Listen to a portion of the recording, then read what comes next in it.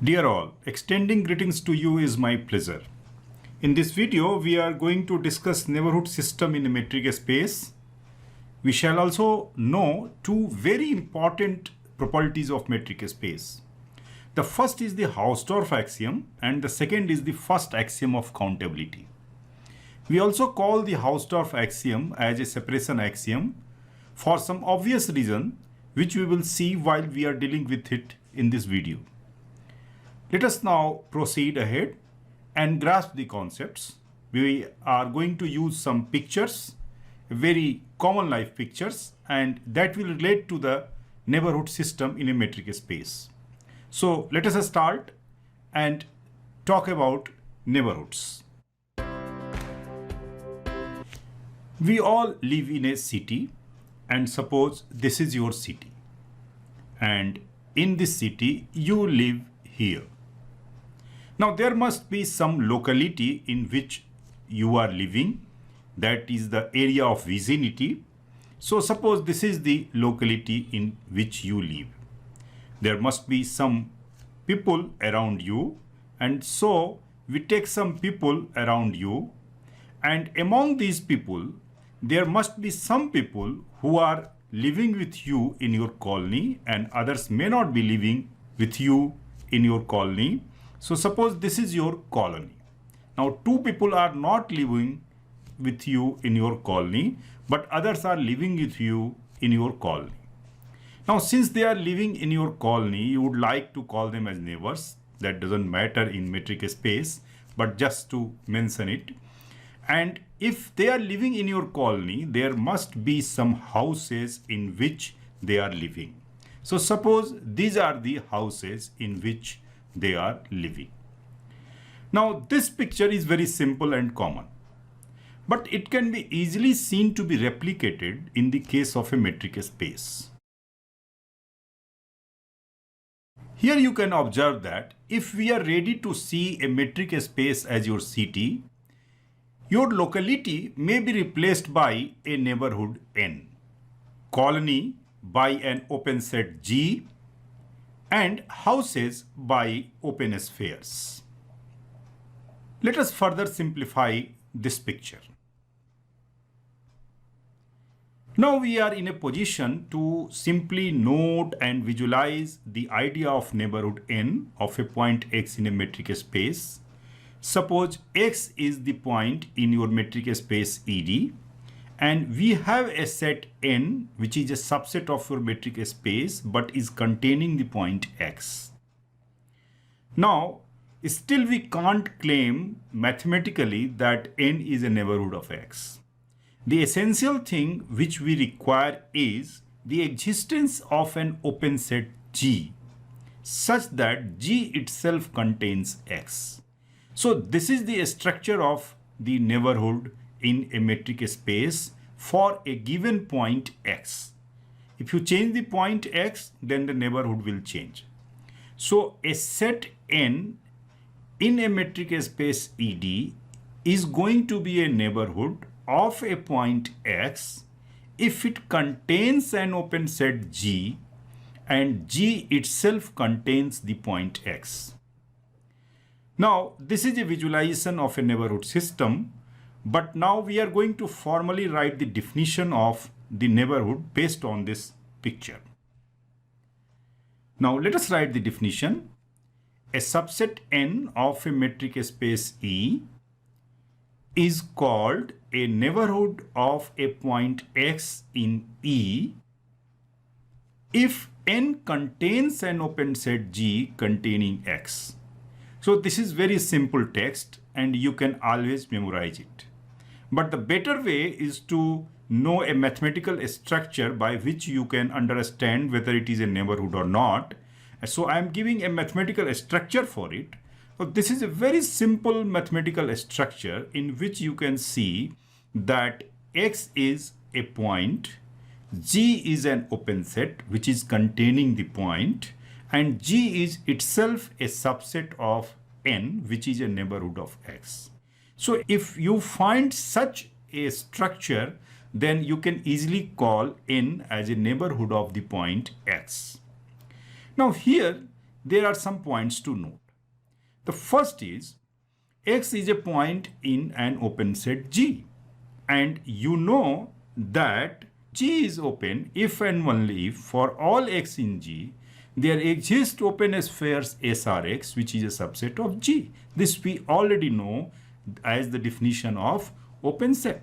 So here also, since X is a point in G and G is open, we have an open sphere SRX which is centered at X but is contained in G. But since G is contained in N, eventually we find that SRX is a subset of N. This is the first point. Looks to be simple but very, very important from future point of view, which we are going to talk later. The second thing which we want to note is again very simple. N, you can see, is a neighborhood of each of the points of the open set G. How? Because G is an open set. So you take any point of G, it is going to be an interior point of G. So you have an open sphere at that point. You take any point Y in G, then you have an open sphere centered at Y because G is open. And therefore, N becomes a neighborhood of Y as well. So you take any point in G, N will become a neighborhood of that point. So we say that N is a neighborhood of each of the points of G. Now let us have some more observations about the neighborhood system. The first observation is any open set G containing a point X is a neighborhood of X. Why? Because you have this mathematical structure. In this you can see that G is an open set, X is contained in G as a point, and G is also a subset of G. So G plays the dual role here. It is an open set as well as a neighborhood of X. So if X is a point in G and G is an open set, then G is a neighborhood of X. Similarly, in the case of open spheres, SRX, if you have a point alpha in SRX, then SRX being an open set is also a neighborhood of alpha, because here also SRX can play dual roles of an open set as well as of a neighborhood of alpha. So what we find that an open set or open sphere is a neighborhood of each of its points. So this is very important that an open set or open sphere is a neighborhood of each of its points.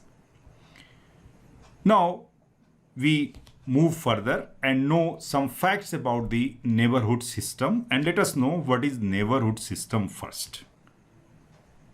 Now we call it neighborhood system because for every X in E, you can have many neighborhoods. And if we make the collection of all those neighborhoods, then we call it a neighborhood system.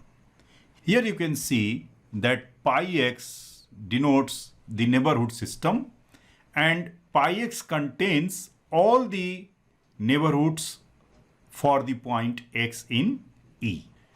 Now, if you change the point, the neighborhood system will change because it is dependent on point. Now let us know some facts about the neighborhood system.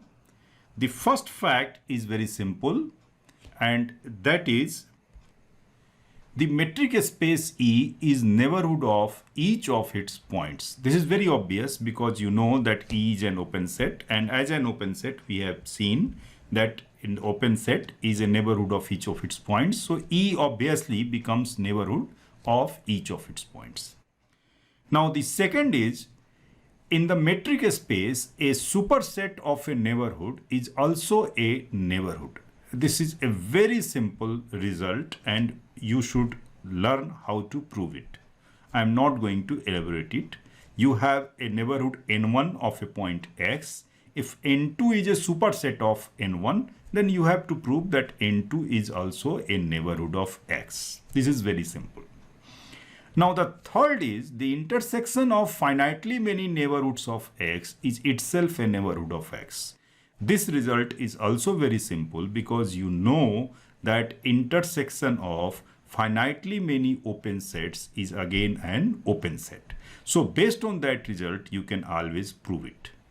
The last is a non-empty subset G of a metric space is open if and only if every point X in G possesses a neighborhood completely contained in G. So this you can also very easily prove, and just try to prove all these results. And these are 3 assignments for you, and you should know how to prove these results. And if you are not able to prove it, don't worry. I am giving a link of the handout in this video, and in that handout you can find the proof. But my request is, first please try to prove these results on your own. If you are not able to prove it, you can go through the handout and you will find the proofs of all these 3 results in the end of handouts. Now we are moving to the second part of this video, and that is Hausdorff axiom. So what is Hausdorff axiom? Let us see, and before that, let us recall this picture which we have already seen. Now in this picture, you see that all the objects of the metric spaces, which are balls here, you see balls in red and blue and green colors, and these balls are separated by open spheres. You take any 2 balls, those 2 balls are separated by open spheres. Separated means they have been put in disjoint open spheres. So this is actually the structure of a Hausdorff system. In a Hausdorff system, what we find that if we have 2 distinct objects, then those objects can be separated with the help of 2 disjoint open spheres or neighborhoods or open sets. This is Hausdorff system, nothing else. So let us formally write the Hausdorff axiom and see whether the metric space holds this property. Now this is the Hausdorff axiom. We take ED as a metric space. Then for each pair xy of distinct points in E, we are taking 2 distinct points x and y. X is not equal to y. There exist neighborhoods n1 of x and n2 of y. One neighborhood is of x, the other is of y, such that n1 intersection n2 is equal to phi. It means neighborhoods are disjoint. In fact, what we have just seen in the picture is being replicated in the statement. You give me 2 distinct elements of a metric space. I will give you 2 disjoint neighborhoods such that one of them is a neighborhood of one point, the other is a neighborhood of the other point, and they are separating these 2 points. And therefore, this axiom is also known as a separation axiom. Now, we derive a motivation from the very common space RD. Let us have a motivation. Let this be the real line, and we take 2 distinct points x and y on this real line. Suppose the distance between x and y is equal to r. Then the midpoint is x plus r by 2 or y minus r by 2.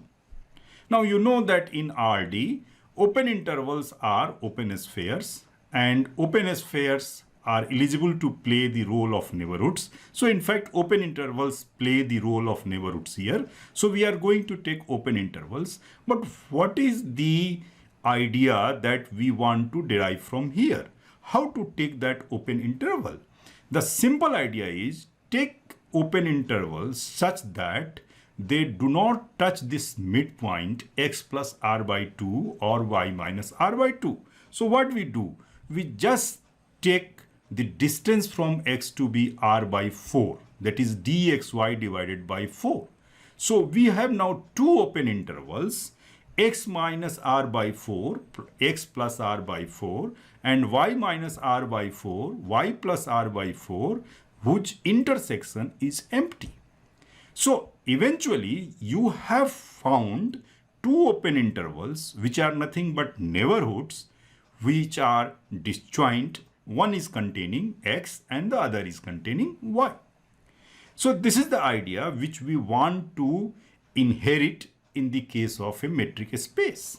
So let us see, is this idea true in the case of a general setup of metric space? One thing is also very important, that we are supposed to find just one pair of such disjoint neighborhood. It means you don't need to find 2 or 3 or all the pairs should be like this. I am not claiming that. You are supposed to find just one pair of such disjoint neighborhoods for fulfilling the conditions of Hausdorff axiom.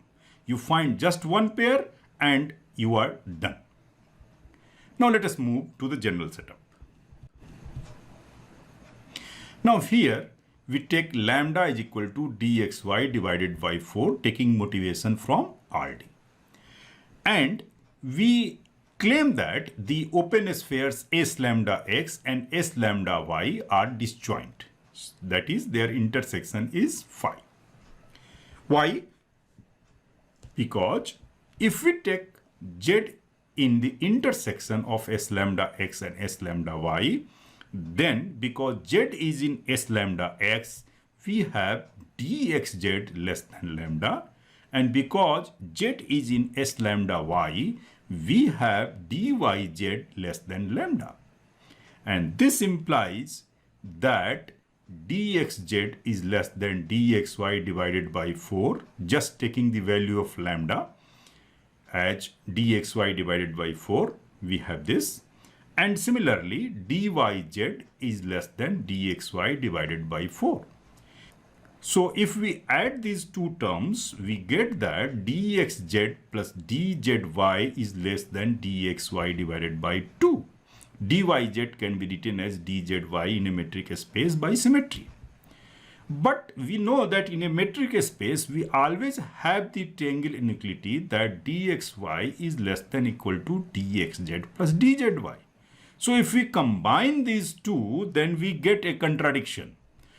What is that contradiction? That dxy is less than equal to dxz plus dzy, but that dxz plus dzy is less than dxy divided by 2. So we get that dxy is less than dxy divided by 2, which is a contradiction, which is very obvious as a contradiction. And therefore, this contradiction arises only because we have taken a point Z in the intersection of S lambda x and S lambda y. So our assumption that the intersection is empty is true. So S lambda x intersection S lambda y is equal to phi. Now, in the statement, the term is neighborhood, but we have used open spheres. But we know that open sphere is a neighborhood of its center, and therefore the axiom is verified for the metric space. So we can say that a metric space is always a Hausdorff space. This is very important.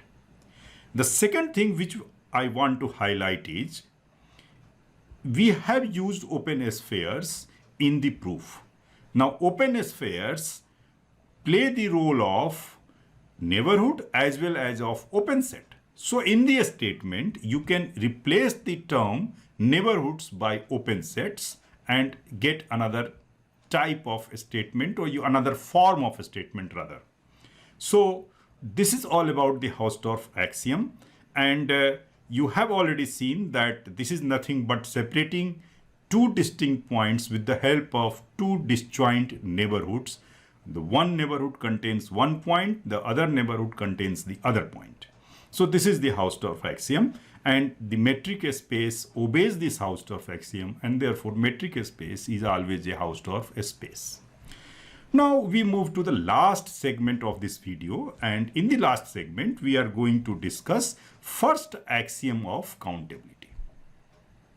This is again very simple. Let us recall this picture from the earlier part of this video.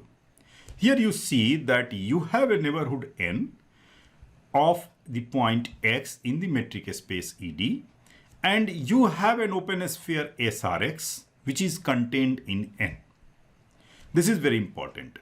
So if x is a neighborhood of n, then you have an open sphere SRX which is contained in N. We have already seen it and we have already noted it in the earlier part of this video.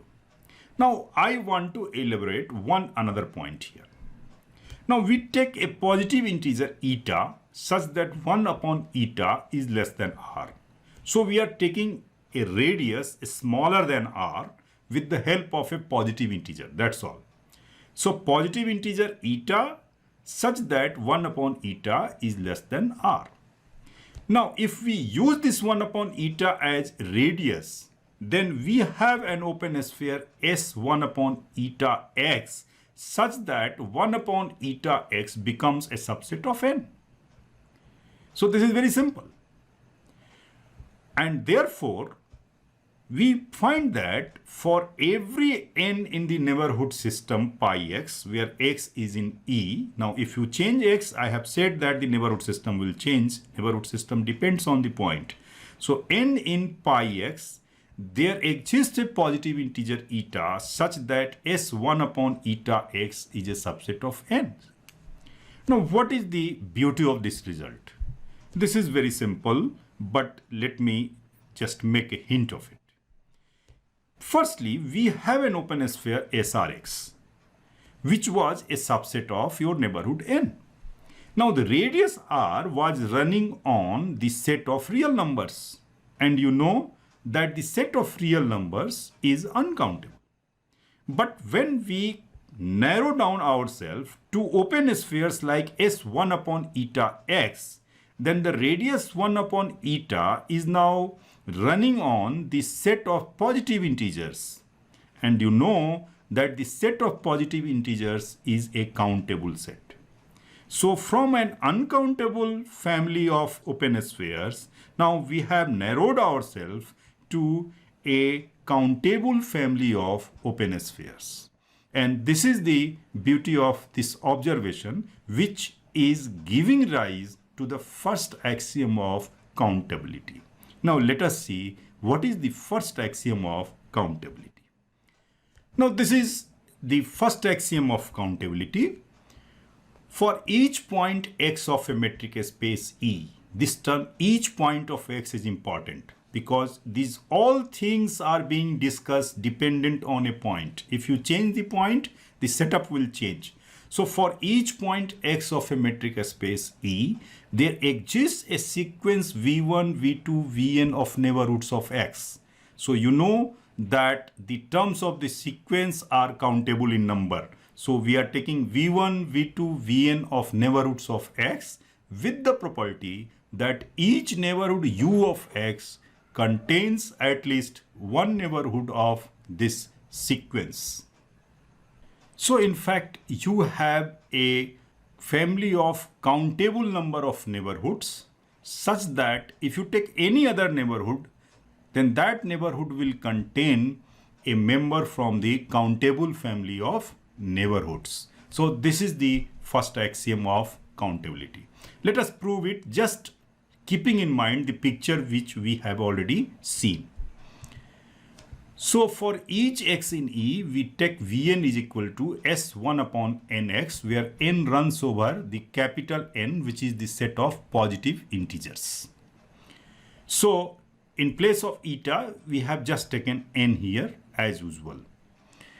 Now, since U is a neighborhood of X, there exists an open set G such that X is in G and G is a subset of U. This mathematical structure we already know about the neighborhoods. Now, because X is in G and G is an open set, there exists an open sphere SRX such that SRX is a subset of G, but G is a subset of U. So eventually you find that SRX is a subset of G and G is a subset of U. This is because of the definition of open set. Now, what we do that we choose a positive integer n0 such that 1 upon n0 is less than r. Then you have S1 upon n0x as a subset of SRX, which is a subset of G, and G is a subset of U. Now we have taken Vn is equal to S1 upon Nx, and therefore we find that Vn0 becomes a subset of U, where n0 runs over the set of positive integers. So you have taken any neighborhood U of X and you find that U contains a neighborhood Vn0 from the countable family of neighborhoods of X. So this is all about the first axiom of countability in metric space, and in metric space it is true, therefore we call that a metric space is a first countable space. So what we have learned? We have learned a mathematical structure for a neighborhood. Then we have learned that a metric space is a Hausdorff space, and then we have learned that a metric space is a first countable space. This is all about in this video. In the next video, we will be talking about some more concepts. Till then, bye, take care. Thank you very much.